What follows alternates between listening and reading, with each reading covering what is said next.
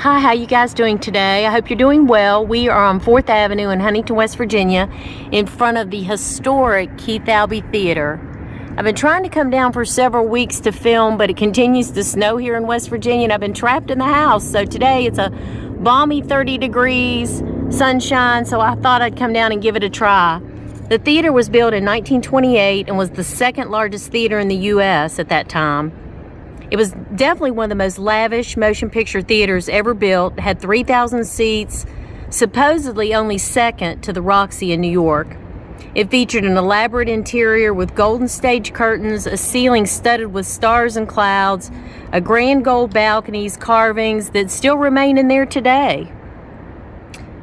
Brothers A.B. and S.J. Hyman built the Keith and added it to their list of theaters called the Keith Albee Orpheum Corporation, one of the leading vaudeville performance chains of the day. The new theater was constructed under the supervision of vaudeville tycoons B.F. Keith and Edward Albee and became part of the Keith Albee Circuit, the premier vaudeville tour on the East Coast. The business later became RKO Studios. The talented architect, Scottish-born Thomas W. Lamb, designed the Keith Albee. He designed approximately 153 theaters. Only 43 of these theaters remain.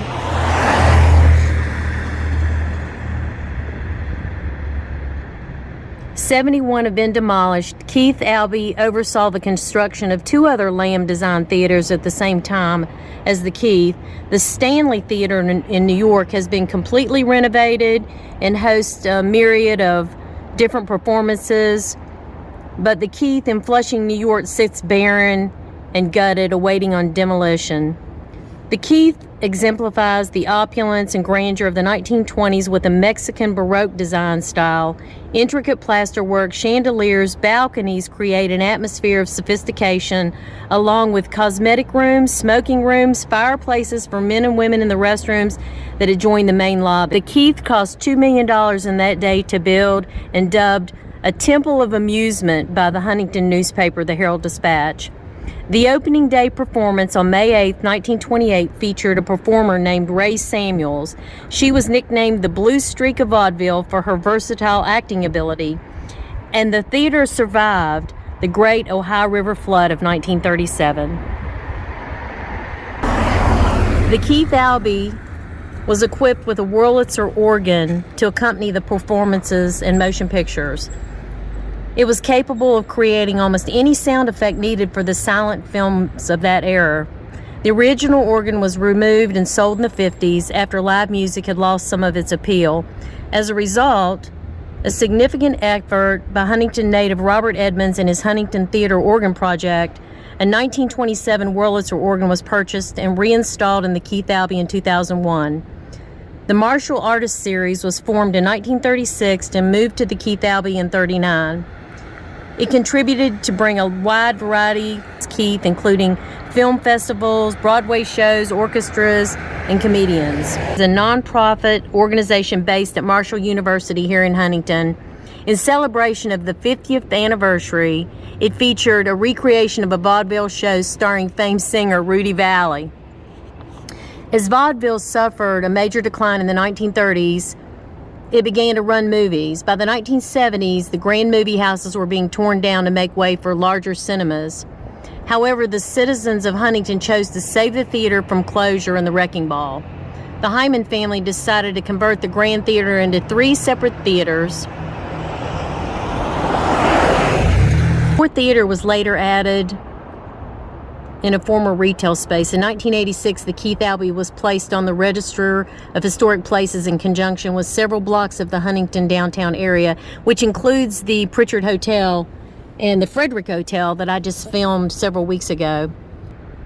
The Marshall University Foundation took a 99-year lease on the theater back in the 90s, and renovations were conducted to restore it to its original grandeur. People like Bob Hope, B.B. King, Liberace, Doc Severinsen, Little Richard, Tony Bennett, Frank Sinatra, Natalie Cole, Liza Minnelli, and Sally Struthers are just a few among the modern-day performers that performed at the Keith. In 1988, the theater hosted a pre-screening benefit of the blockbuster movie Rain Man and actor Dustin Hoffman, as well as the director Barry Levinson and producer Mark Johnson, traveled to Huntington to attend the benefit. On December 12, 2006, the Keith Albee hosted the world premiere of the movie We Are Marshall, with actors Matthew McConaughey, Matthew Fox, and director Joseph McGinty Nichols attending. The theater itself even makes a cameo in the movie. On January 2006, the Keith Albee Theater closed as a functioning movie theater, and after almost 80 years of ownership, the Hyman family made the most generous donation of this local institution to Marshall University Foundation, Inc., who in turn passed it on to the newly formed Keith Albee Performing Arts Center Foundation. Today, the foundation is in the midst of a $12 million capital campaign to continue the historic preservation and revitalization of the Keith. Its presence in the center of downtown Huntington is valuable to community development, artistic enrichment, new programming for adults, students, and children. It's also a member of the Washington, D.C. National Trust for Historic Preservation. So they are in the midst of a campaign to revitalize the theater. They're obviously having the Russell Bruce Film Festival February 17th through 20th, so they do have continuing entertainment here. And look at the old Keith Albee sign. It fell into ruins several years ago from a storm, and it's been restored. Look at the light bulbs. And that was the same sign that was here in 1928. I'm going to walk up and I want to show you the original ticket booth, which is beautiful. They don't take tickets here anymore, but it still remains. Marble. Isn't it beautiful? Now I remember coming here when I was a kid. Look at this beautiful ornate carving.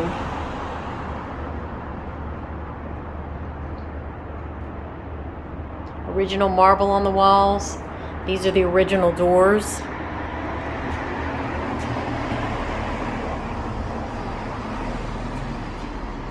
And I want you to look at the ceiling, this plaster work. Can you imagine when all these light bulbs are lit up? And look at this, it's peeling. It's just heartbreaking. And I'm sure that's what they're working on, this restoration.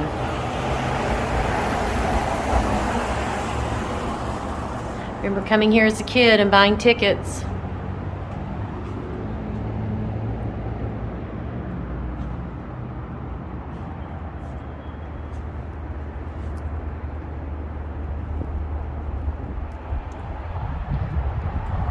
Right next door here used to be the peanut shop, right down the street. Well, I'll put some pictures on where you guys can see it.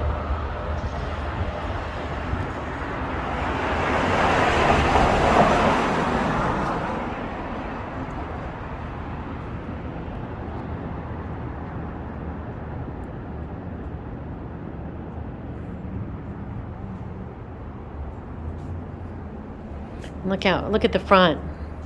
Keith Albee. I was actually in here several weeks ago, and I met with the director who's running the campaign, fundraising campaign, and she said that, you know, they're continuing to work on it, but back in the dressing rooms, actually the sky is open to the ceiling is open to the sky, and rain comes in, and you hate to see things like this just fall to the ground.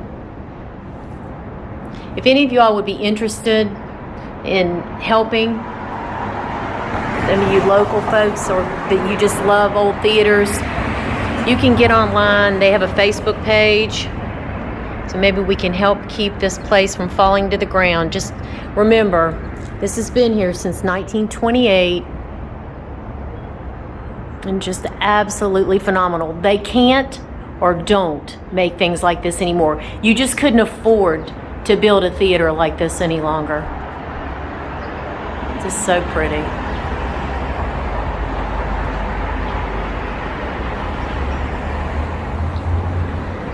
And also, when I was in here, the bathrooms have not been refurbished yet. They have yellow tape across them that you can't go down into those beautiful bathrooms that have the fireplaces, fountains. But hopefully someday that they'll be restored. Well, I hope you enjoyed our time here on 4th Avenue. We did film the Frederick. I have that on a vlog if you would like to see that. That was very interesting. It's a gorgeous place. But I remember many days that right here is the bus stop at the end of the street. We would come and catch the bus, little kids out. We'd just leave in the morning and come back in the afternoon. No fear of anybody ever bothering you or hurting you.